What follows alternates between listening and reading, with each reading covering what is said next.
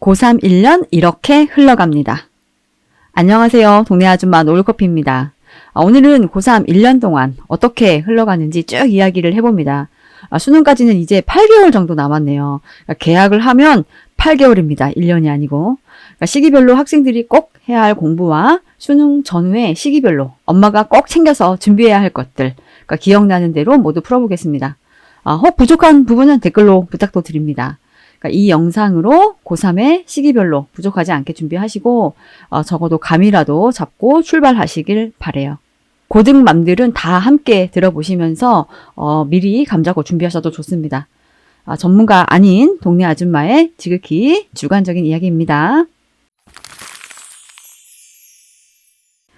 일단 고2 겨울방학을 어떻게 보냈는지에 따라서 상황이 많이 다를 것 같아요. 공부야 사실 아이들 몫이라 이때 이렇게 해야 한다는 사실 큰 의미가 없죠. 아이들 공부는 그저 가볍게만 얘기할게요. 그런데 엄마의 역할은 이제 조금 다릅니다. 저는 이제 큰애는 수시로 보냈고 작은애는 정시로 보냈는데 두 가지 입시에서 엄마의 역할은 또 천차만별 다른 것 같아요.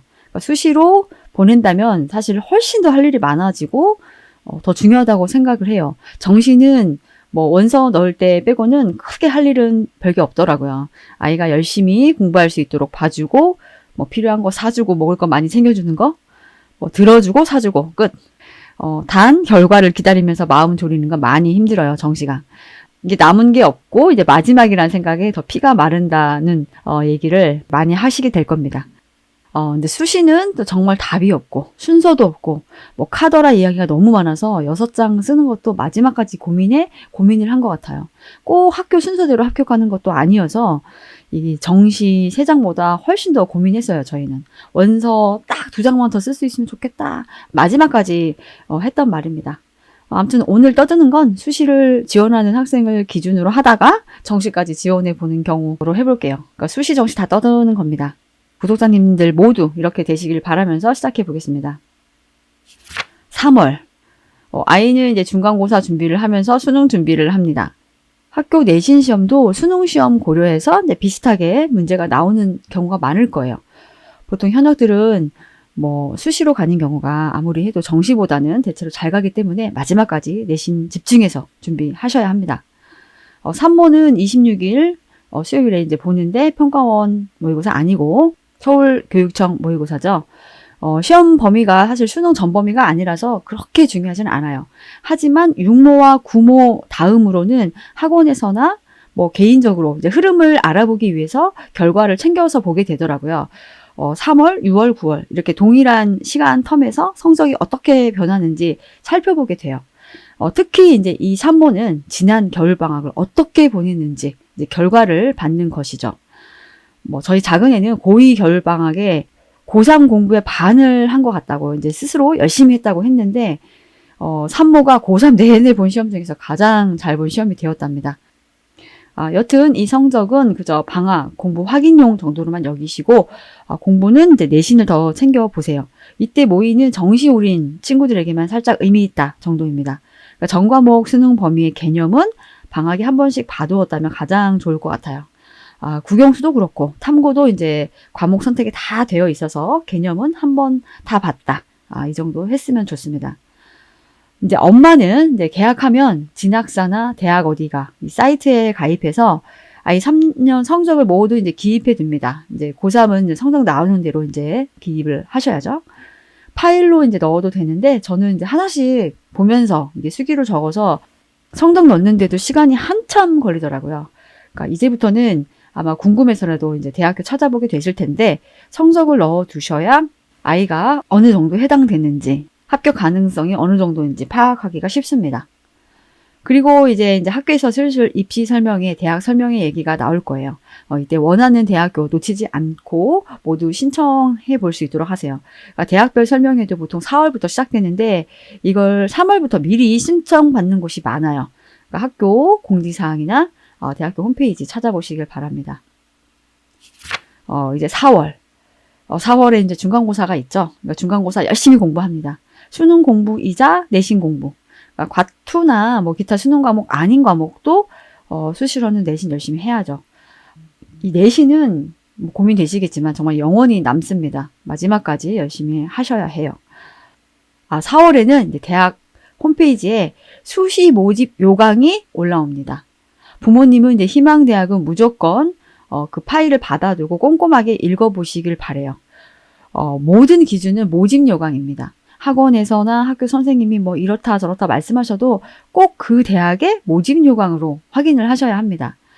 그런데 이걸 계속 보다 보면 이제 헷갈리시고 궁금할 때마다 다시 그 모집 요강 파일을 열고 확인하시기 이제 번거롭죠.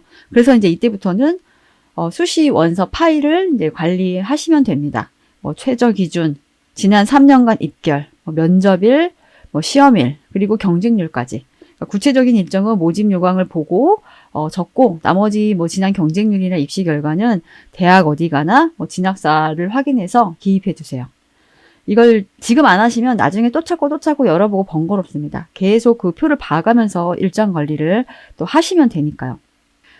그리고 이제 각 대학 설명회는 이제 4월부터 시작을 합니다. 모집은 이제 3월부터 하는 경우도 있지만 대체로 4월 초부터 많아질 거예요. 그러니까 대학 홈페이지도 자주 확인하시고 공지사항도 꼭 확인하면서 희망대학은 꼭 가보셔요.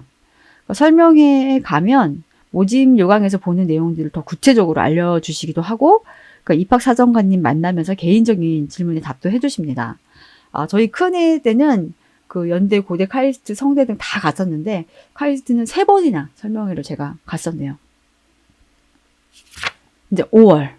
5월이 정말 문제입니다. 중간고사 끝나고 날씨가 너무 좋아요. 여기저기 꽃 피고 졸업사진 찍고 집중해서 공부하기가 정말 너무 어려운 상황이 됩니다. 날씨가 나른해지기 시작하는 이때를 근데 잘 보내야죠. 육모 준비를 해야 하는데 사실 공부 방향은 당장 다음 시험 육모를 잘 보기 위한 공부를 하기보다는 수능을 잘 보기 위한 공부를 하시길 바래요.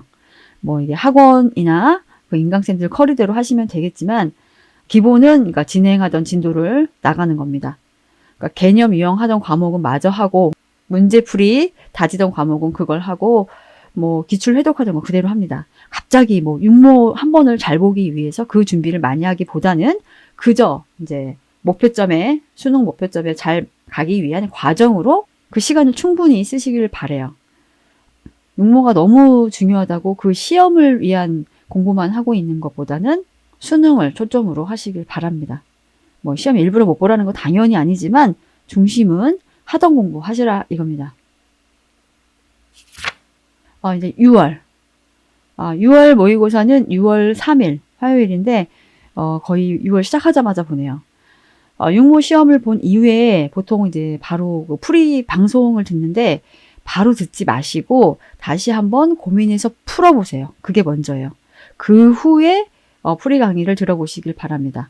이 육모 문제는 정말 중요한데 설명을 먼저 들어버리면 고민하는 시간이 확 줄어요. 아닐 것 같지만 그렇게 될 수밖에 없어요. 그러니까 모든 공부는 내가 고민하고 노력한 만큼 성장하는 게 기본 법칙인 것 같아요. 귀찮겠지만 시험 후에는 틀린 것들도 한 번 더 확인하고 풀이를 보세요. 그리고 이제 수능 준비 과목별로 부족한 부분은 이제 이어서 보충해 갑니다.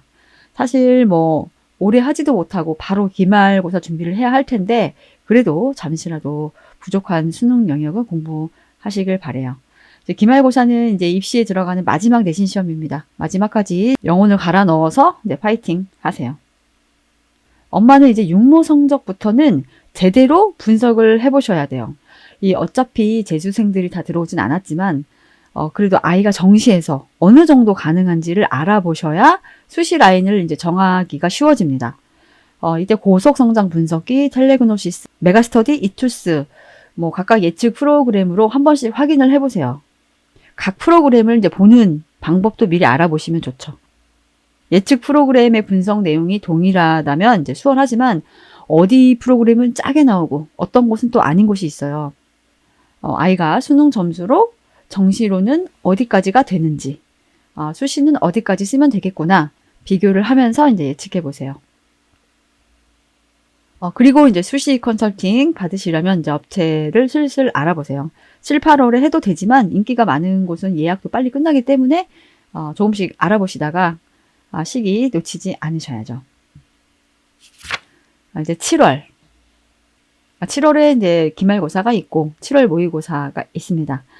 하지만 뭐 칠모는 크게 신경 쓰지 말고 내신 열심히 치러야죠.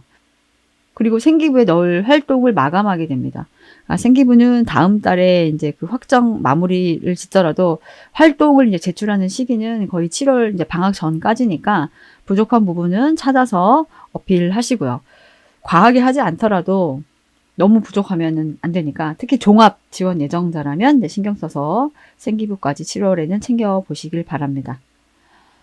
그리고 이제 엄마는 이제 애들 기말고사 준비할 때 방학 특강 정보를 알아봅니다. 아이와 충분히 상의하시고 원하는 과목 선생님 설명회 듣고 예약 시간도 확인해서 원하는 거 듣게 해야죠. 그리고 요즘은 이제 관리형 독서실 이런 것도 유행이죠. 그러니까 7월 말부터 8월까지 정말 더워서 이때 공부하기 정말 힘들어해요. 그러니까 시원하고 동선 잘 나오는 곳 물색도 해보셔요.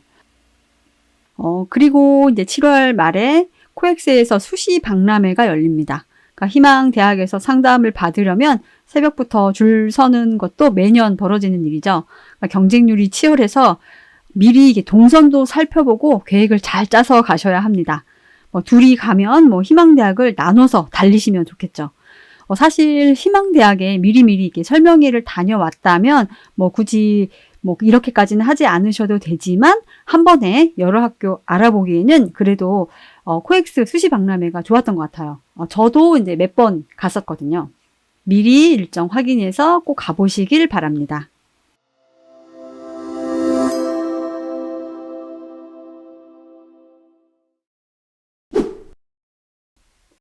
간단히 떠든 것 같은데도 생각보다 말이 길어졌네요.